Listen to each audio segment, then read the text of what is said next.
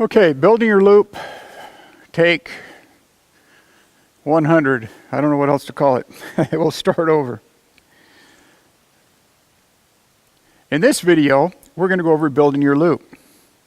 To start with, I'm going to turn to the side here so you can see this a little more plainly. As I get started to build my loop, I want my loop to be bigger and I want to let gravity help me to do this. To begin with, I'm going to jump with my right hand above or in front of my Honda and watch gravity drop my Honda to the bottom of my loop, making it larger, like that. Now, when I go to pick up here, I might use my fingers in my left hand and bring that up like that, so my Honda pulls up my rope this way.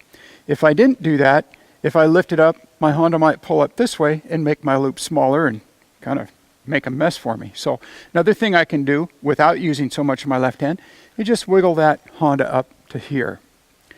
That works also.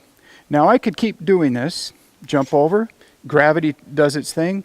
I could take a hold here with my left hand, open that up a little bit, take my next coil, notice that coil is nice and neat, and I'm ready to go. I could keep doing this, but as you can imagine, this would get pretty awkward if I had to keep doing this to build my loop. I'd like to do something that works a little faster. So I will toss this out here, coil this back together, and we'll start over, show you another little variation that'll help you out. We start the same way. I still come across, jumping in front of my Honda, letting it come down, and to start that first loop. Now, what I want to make sure that I do is to keep this on the same plane here. I don't want my rope to roll over or twist around the other way. I want it to be on the same plane, just like we did a moment ago, except we're going to make this a little bigger now.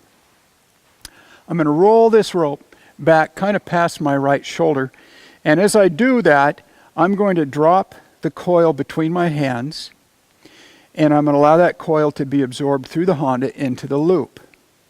So watch closely. And that slides down into the loop like that. So my next move then is to send this rope and set it inside my left hand. Now I have to come across with my right hand and take a hold on the outside. I'll do that again. Here, drop, let go, take my next coil, and my loop keeps getting bigger here. So from here, I'm going to show you the parts of the loop. We'll make this a little bigger here in a moment, but where my hand is, this is called the base of the loop. This down here where my foot is, this is called the tip of the loop. This piece between my right hand and the Honda, that's called the spoke. Sometimes you'll want a longer spoke. You might have the spoke closer to the tip like that. Or you might want a shorter spoke. This would probably be shorter than you'd want, but typically you'd like that spoke to be about a third of the way around your loop there. So I'm going to get the tail end of my rope out of here, kind of in my way. Now, if I wanted to make this loop bigger yet, I'd pitch it around here again, let go, absorb that coil, and come around here, and I'm ready to go again. I have a loop again, a larger loop, okay? So I'm going to show you another way to turn your hand over as you're making that loop larger. Now you get a wad like this, sometimes you just kind of have to shake it out. You'll figure out something. You can get down there and twist the rope. If you have a swivel Honda like this, you can twist it and get that kink out of there too. Don't pull your kink tight in your rope. You can wreck the fibers in your rope, and it'll just become a practice rope then at best. So, all right, here we go again. Building this loop. I'll go a little faster this time. Bring that down. Now watch this time. Instead of bringing my hand together here, I might just roll my right hand over so I can get on the outside of the loop, come in here and take the next coil. I'll do that again. Drop the coil into the loop. This time in my left hand, take a hold. Now this next one, I'll bring it around and I'll just roll my hand over like this and then come in and take that coil. You'll see it done both ways.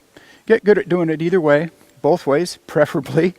And when you get your loop going here, I'd like you to just roll this loop back and forth. See, my Honda's on the left. Now my Honda's on the right. On the left and on the right. As you do this, get to where you can pick your rope up in the air and have it lay down in a nice circle, if you can. So to start with, you might just leave it on the ground and roll it like that. Roll it over, and then get to where you can pick it up. Now we're getting prepared, getting ready to swing a loop, and we'll be doing that in the next video. So practice this, have fun with it, get good at it,